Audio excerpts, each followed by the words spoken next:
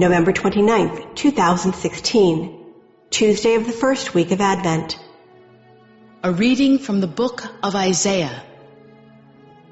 On that day, a shoot shall sprout from the stump of Jesse, and from his roots a bud shall blossom. The Spirit of the Lord shall rest upon him, a spirit of wisdom and of understanding, a spirit of counsel and of strength, a spirit of knowledge and of fear of the Lord. And his delight shall be the fear of the Lord.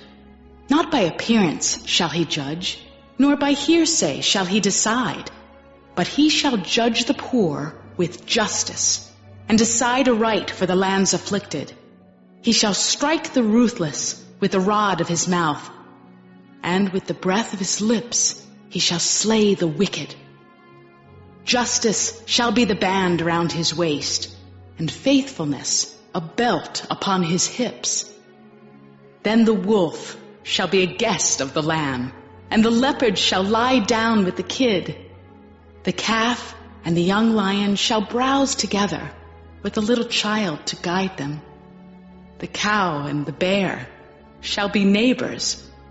Together their young shall rest. The lion shall eat hay like the ox.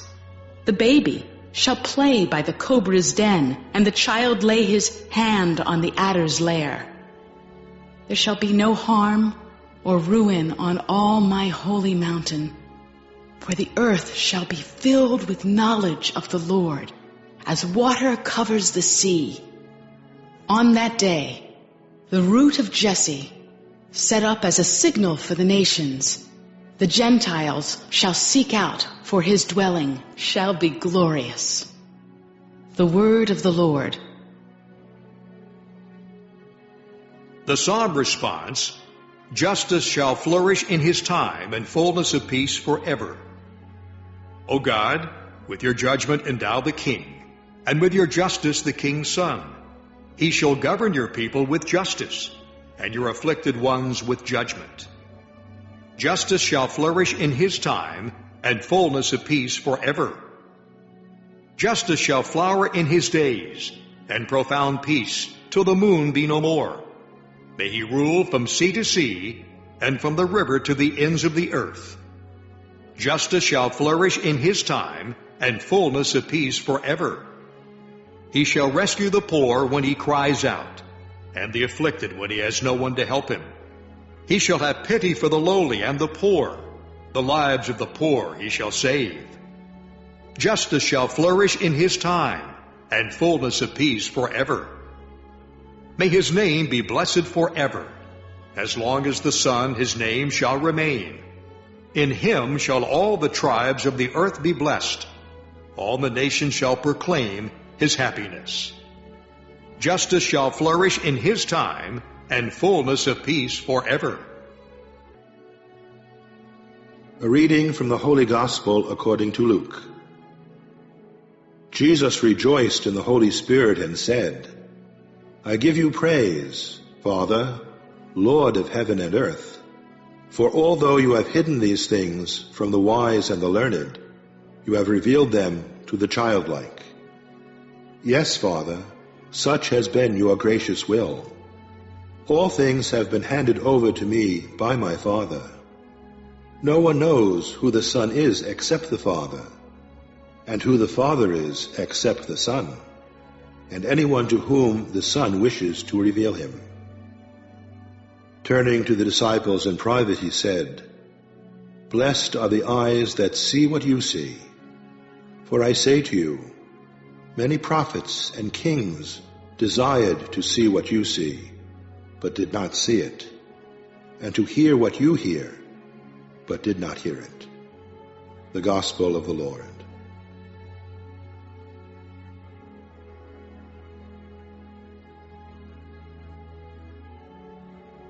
November 29th, Tuesday of the first week of Advent. The first reading comes from Isaiah 11, 1-10. Isaiah the prophet prophesied from around 740 BC to around 695 BC. He was hoping for a better king than the ones who had ruled Judah when he was first born. Well, Ahaz The king with whom Isaiah had great difficulty dies, and his son Hezekiah comes along. And he's good to a certain point, but he's not really the king that Isaiah had hoped for. So instead of speaking about a new anointed one, a new Messiah, by that he means a new king, Isaiah begins to speak about the anointed one, the Messiah, who will spring from the stock of Jesse, and he'll have a spirit of wisdom, insight, counsel, power, knowledge, and fear of the Lord, and the fear of the Lord is his breath. Notice there are 7 attributes. Now, fear of the Lord is repeated twice. Later on, the second fear of the Lord would be translated as piety. These are the source of the idea of the 7 gifts of the Holy Spirit. Now remember, 7, that's the perfect number in the Bible, because the ancients believed there were 7 planets. So to say that this Messiah, this anointed one, has these 7 gifts, is to say that he's filled with all of the gifts of the Holy Spirit. Not just these 7 individual ideas, but everything that the Spirit can give. He judges the poor with integrity. The poor were very often mistreated. Justice was bought and sold. This king, this anointed one, will strike down the wicked. Integrity and faithfulness will surround him, and the goodness of his reign will be so powerful, the lion will lie down with the lamb, that even nature will sense it and be able to experience that goodness. That in fact, nature, which has been wounded by our sin, which groans for its fulfillment, will now reach that paradisical state that God had always intended. And we hear that day, the root of Jesse will stand as a signal to the nations. Now, it's a little odd that the author would say the root of Jesse. You would expect to see the shoot of Jesse, this Messiah who is going to bring salvation to the earth. But rather he uses the root of Jesse, the ancestors of Jesse.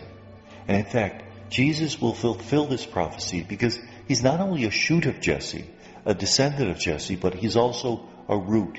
He is the very source of Jesse, because before Jesse existed, Jesus already existed as the Son of God. The Gospel is from Luke 10, 21 to 24. Jesus first of all thanks God because God has revealed to mere children the secrets, the mystery of his plan. That it's very often the simple, the uncomplicated, those who have not filled their life with too many intellectual ideas, who are able to see the truth. That child who's able to see that the emperor has no clothes on.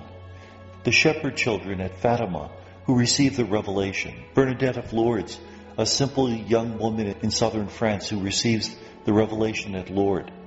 That God speaks to the simple in a special way, and therefore our spiritual life should be a return to simplicity, a return to a childlike understanding of our faith, as opposed to becoming too complicated, filling our life with too many things that crowd out the truth.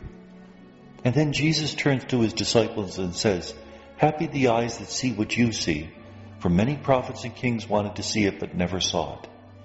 That we who have been gifted with the gift of faith, who see the sacraments, the very presence of Christ in our midst, should be thankful to the Lord for the fact that we receive these gifts, that we can live in this truth. We should recognize our faith as one of the greatest gifts God could ever give us, not as an obligation to do things, but rather as an opportunity to live in the truth, to live in God's love. And may God bless us.